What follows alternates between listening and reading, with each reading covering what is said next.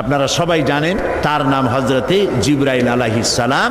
তিনি হলেন আল্লাহ তাআলার জেনুইন অথেন্টিক স্পেশাল মেসেঞ্জার। সমস্ত নবীর কাছে এই ওহী পাঠাবার জন্য আল্লাহ তাকে ব্যবহার করেছেন।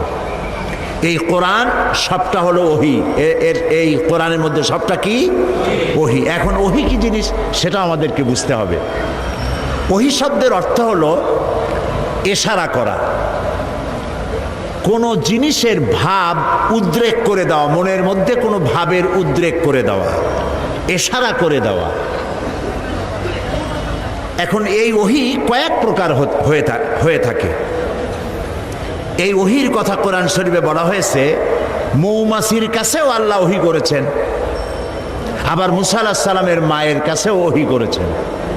তো মৌমাছির কাছে যে ওহী আল্লাহ করেছেন সেখানে কি জিবরাইল এসেছিল? মুসা আলাইহিস সালামের মায়ের কাছে যখন ওহী করেছিলেন তখন কি জিবরাইল এসেছিলেন? ওই ওহী কি ধরনের? আর নবীদের কাছে যখন ওহী হয় সেই ওহী বা কি ধরনের? আসুন কোরআন থেকেই জানি।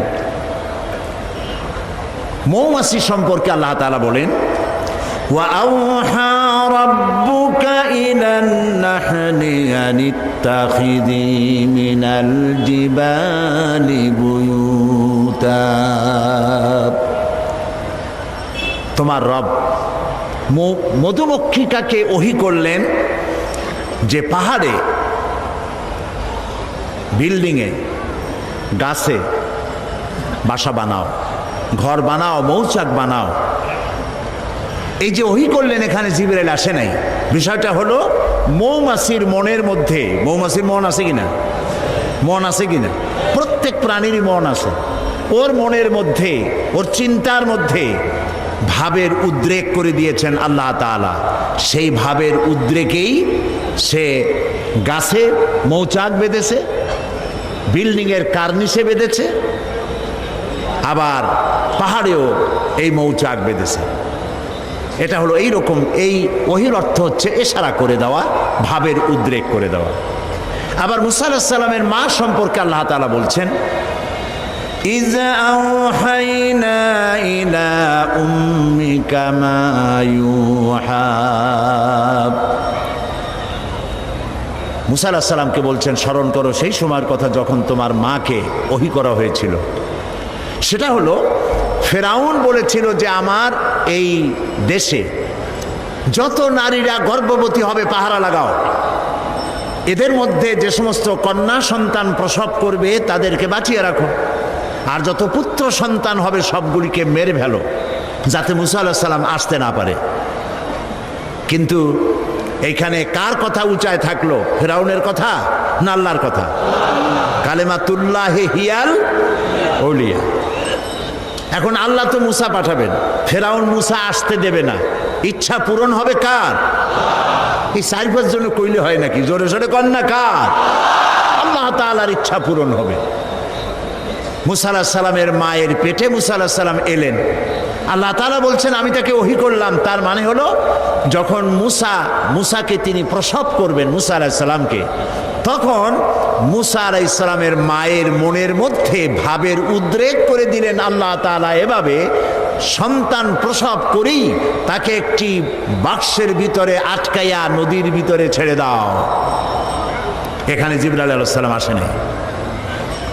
সুতরাং এই সব ব্যাপারে যত ওহীর কথা হয় বুঝতে হবে ভাবের উদ্রেক করে দেওয়া, ইশারা করা। কিন্তু এই ওহী যখন কোনো নবীর প্রতি ওহী করা হয়, বলা হয়, তখন বুঝতে হবে সেখানে এসেছিলেন কে? জিবরাইল আলাইহিস সালাম। এই কথাটি আল্লাহ তাআলা কোরআনে কারীমের মধ্যে বলছেন, ইন্না আওহাইনা ইলাইকা কামা আওহাইনা ইলা নূহিন ওয়ান নাবিয়্যিনা মিন বা'দিহি। নিশ্চয়ই আমি আপনার প্রতি ওহী নাজিল করেছি, এবং এই ওহী শুধু আপনাকে দিয়ে শুরু করি নাই, এই ওহী নাজিল করেছি আপনার প্রতি যেমন করে নাজিল করেছিলাম নূহ আলাইহিস সালামের প্রতি এবং তার পরবর্তী সমস্ত নবীদের উপরে। ওয়া আওহাইনা ইলা ইব্রাহিমা ওয়া ইসমাঈলা ওয়া ইসহাকা ওয়া ইয়াকুবা ওয়াল আসবাত। এবং এইভাবে করে ইব্রাহিম, ইসমাঈল, ইসহাক ইয়াকুব আলাইহিমুস সালাম এবং তার আওলাদদের প্রতি যত নবী হয়েছে প্রত্যেক নবীর কাছে আমি ওহী পাঠাইছি জিবরাইলের মাধ্যমে। আচ্ছা, জিবরাইলকে না দিয়া আল্লাহ তাআলা নিজে বললে অসুবিধা কি হইতো? প্রশ্ন উঠতে পারে, সে প্রশ্নের জবাব আল্লাহ দিচ্ছেন। وما كان لبشر أن يكلمه الله إلا وحيا أو من وراء حجاب أو يرسل رسولا فيوحي بإذنه ما يشاء। আল্লাহ তাআলা বলেন, এটা কখনোই সম্ভব নয় যে আল্লাহ রাব্বুল আলামিন কোন মানুষের মুখোমুখি হয়ে কোন মানুষের সামনাসামনি হয়ে তিনি কথা বলবেন, এটা আদৌ সম্ভব নয়। আল্লাহ তাআলা কোন মানুষের সামনাসামনি কথা বলবেন, এটা আদৌ সম্ভব নয়। কারণ আল্লাহ তাআলা বলেছেন, লা তুদরিকুহুল আবসার, কোন দৃষ্টি শক্তি আমাকে তার দৃষ্টির সীমার ভেতরে পরিব্যাপ্ত করতে পারবে না। সুবহানাল্লাহ কইতে ইচ্ছা করে না? মূসা আলাইহিস সালাম বলেছিলেন, রব্বি আরিনি, আয় আল্লাহ আমি তোমারে দেখতে চাই। আল্লাহ তাআলা সাফ একটি জবাব দিয়েছেন, লান তারানি, কখনো দেখতে পারবে না। মূসা আলাইহিস সালাম খুব আদুরে নবী ছিলেন, বেশি আদরের ছিলেন।